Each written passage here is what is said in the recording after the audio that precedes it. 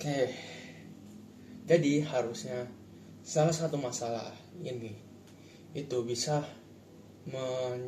menjadi solusi untuk eh, problem solving masalah-masalah lain, tapi ini dalam jangka panjang, yaitu pendidikan.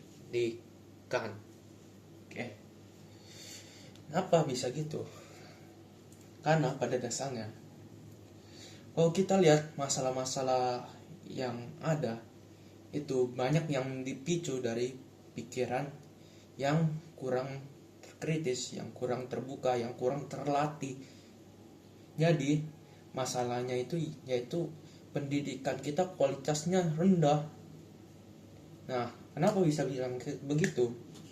Pertama, fasilitas kita dalam pendidikan itu jauh tidak merata, sama sekali nggak merata. Apalagi tambah sistem zonasi. Sistem zonasi ini bukannya menyelesaikan masalah, itu menjadikan masalah baru. Kenapa bisa gitu? Kalau kalian lihat di Papua pegunungan, belum tentu semua daerah itu ada yang namanya sekolah. Dan sekolah itu belum tentu ada lab kayak lab kimia, lab fisika, bahkan perpustakaan pun belum tentu ada.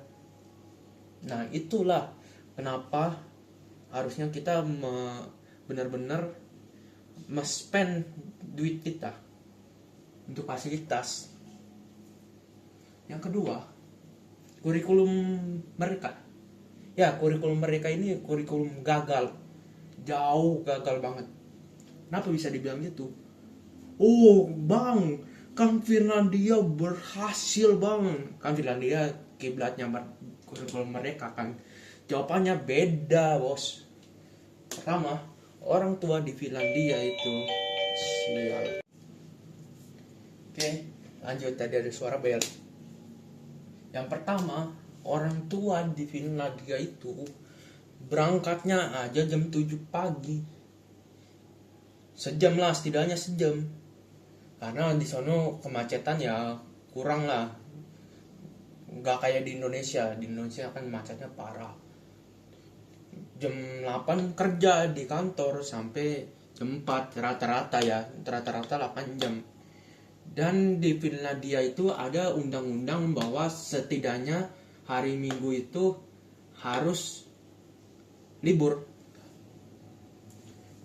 Dan juga pulang kerja jam 4 ini, jalan ke rumah ya sampai sejam lah, 5, jadi jam 5.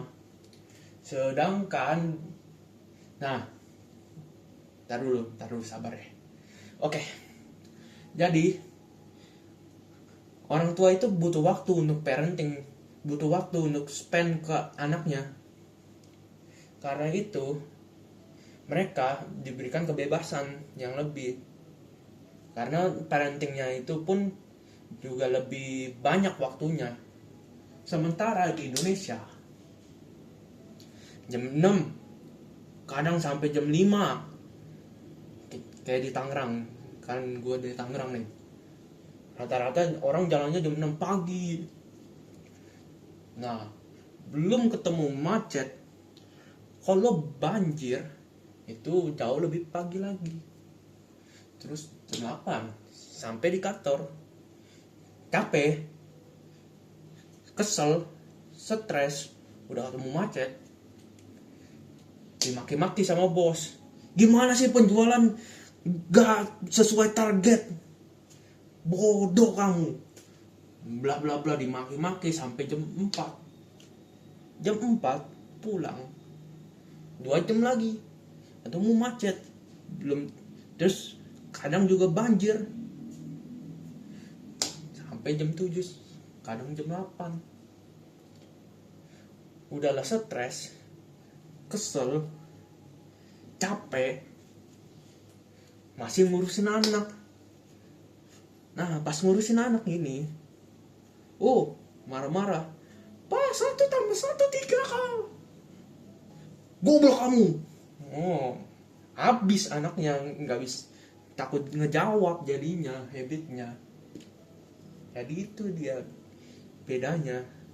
Jadi jangan samain gitu sama negara lain kayak Finlandia, bodoh kau. Yang ketiga, gaji guru kita itu kalau dilihat gaji guru honorer aja itu kadang di bawah UMR. Gila gak? Dari mana SDM yang kualitasnya tinggi mau masuk ke pendidikan kalau jaminan mereka hidup aja kurang.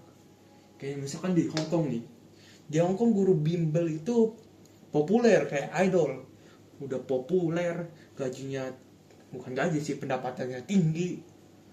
Terus di Cina, Jepang gajinya gede. Di Cina gajinya 9.000, paling rendah 9.000 yuan, itu negeri. Dan rata-rata gaji sono itu 7.000 yuan.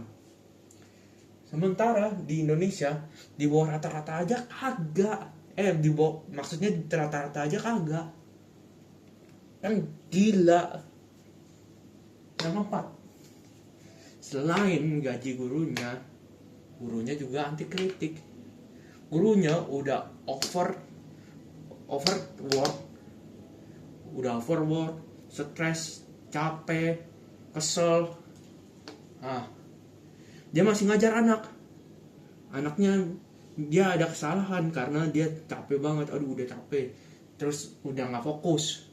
Nah, dia ngajar, dia salah, terus dibenerin anaknya sama siswa. Dimarahin, kamu tahu apa sih, bla bla bla bla bla. Itulah yang bikin anak tidak punya pikiran untuk anti kritik, tidak mempertanyakan sesuatu. Itu penyebabnya.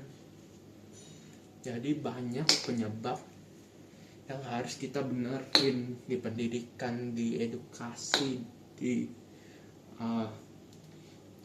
sektor pendidikan lah.